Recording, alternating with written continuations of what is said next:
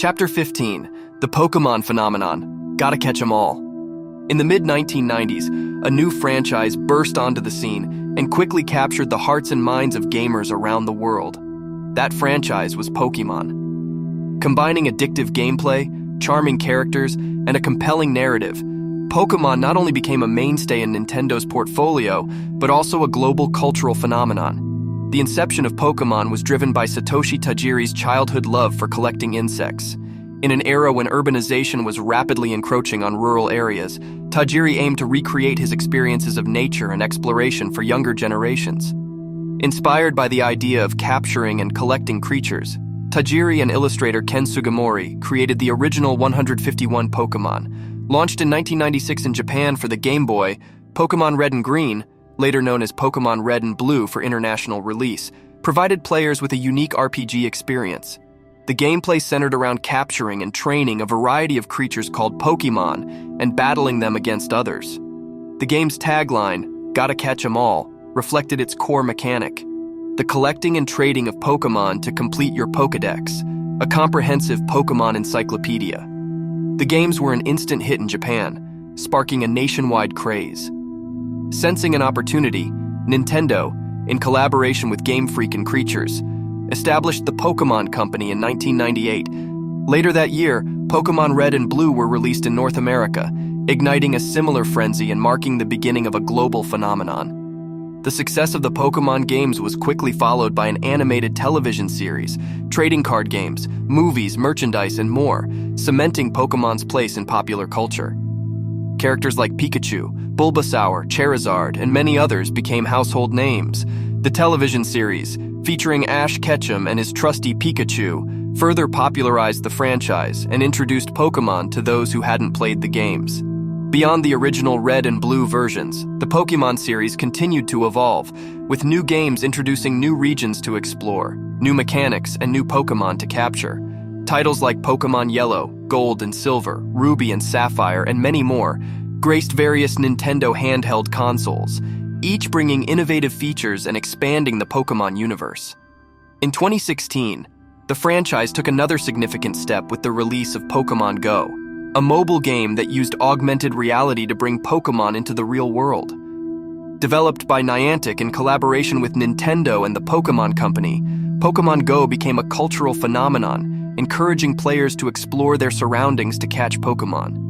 The Pokémon franchise, with its vast array of video games, TV shows, movies, and merchandise, showcases Nintendo's ability to create engaging, expansive universes that players and fans can immerse themselves in. As of today, with over 800 Pokémon species across multiple generations, the franchise remains a vital part of Nintendo's portfolio and continues to captivate fans around the world, upholding the dream of Satoshi Tajiri and the enduring appeal of the world of Pokémon. Chapter 16, N64, The Dawn of 3D Gaming. The mid-1990s marked a transformative period in the video game industry.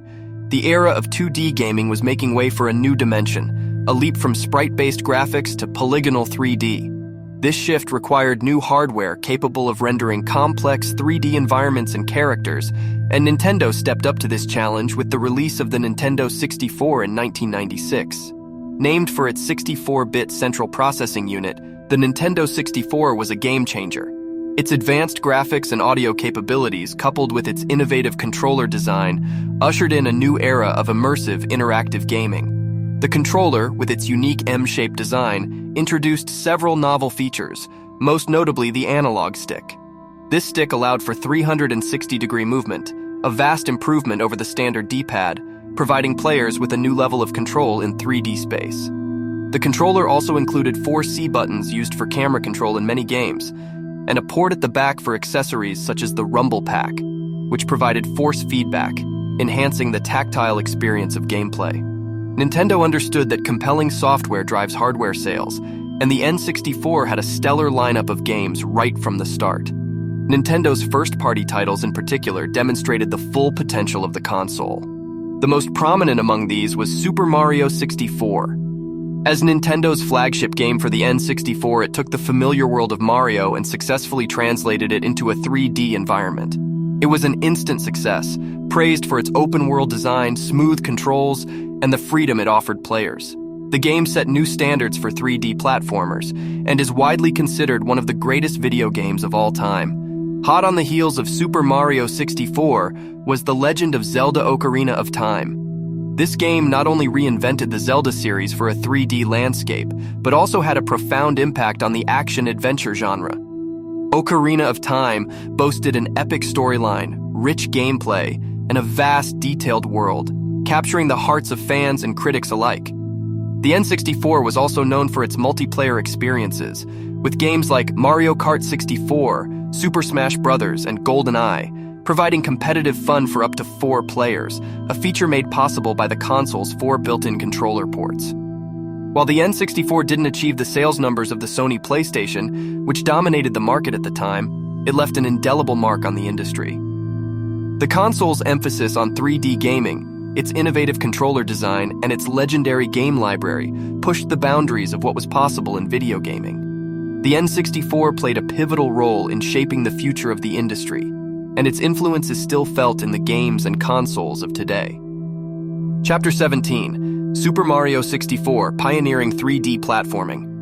Released in 1996 alongside the launch of the Nintendo 64, Super Mario 64 was a revolutionary title that took the familiar world of Mario and flawlessly translated it into 3 dimensions. It was not merely a new Mario game, it was a game that pioneered 3D platforming and set the standards for the genre for years to come. The game introduced players to a fully realized 3D Mushroom Kingdom, presenting a playground of sorts filled with diverse environments to explore. It traded linear side-scrolling levels of past games for large, expansive stages. Each stage in the game was a contained world, complete with its unique landscapes, challenges, and collection of stars to obtain. Mario's moveset had been significantly expanded from the previous 2D iterations, making use of the new controller's analog stick. In addition to running and jumping, Mario could now perform a plethora of new moves, such as a triple jump, wall jump, and ground pound. He could also swim, climb, and even fly, providing a level of depth and freedom of movement unprecedented at the time. One of the game's innovative features was its dynamic camera system, controlled by the C buttons on the N64 controller.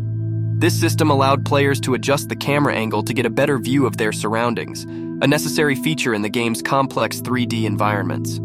Super Mario 64 also employed a non-linear approach to gameplay. The castle, which served as the game's central hub, was filled with paintings that led Mario to different worlds. But players could choose the order in which they tackled these worlds, and even the order of objectives within each world, thanks to the star-based progression system. This combination of an immersive 3D environment, precision controls, and non-linear gameplay resulted in a deeply engaging game that captivated players worldwide. Super Mario 64 received critical acclaim, with reviewers lauding its technical achievements and gameplay mechanics. It was a commercial success, selling over 11 million copies and becoming the best-selling N64 game. Super Mario 64 revolutionized the platforming genre. It laid the blueprint for 3D platformers and influenced numerous games that followed, from Banjo-Kazooie to Ratchet & Clank. It demonstrated how to navigate and interact with a 3D world effectively, offering lessons in level design, camera control, and character movement that developers still draw upon to this day. Super Mario 64 is a testament to Nintendo's ability to innovate and redefine game genres. It showcased the potential of 3D gaming and set the stage for the next generation of video games. More than just a game, Super Mario 64 is a landmark in video game history.